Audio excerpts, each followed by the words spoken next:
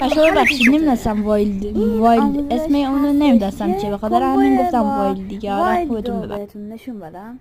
این کمبو خیلی کمبو خفنیه، در واقع یه کم جونش نصف جونشو میبره و برای اونایی که تازه کاره اینو میخوام بگیرم.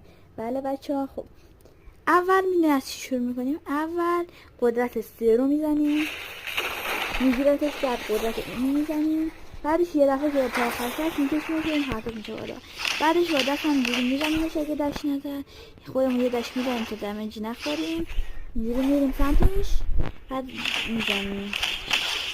حالا که اینجور شد یه شیلد میگیریم، بعدش اگه دمش خورد میخوره به خودش، بعدش دمیجش میدیم، اینو میزنیم، اینو شد. یاد خود حالا اینجوری.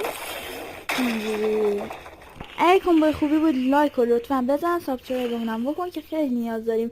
اگه کمبوی بیشتری با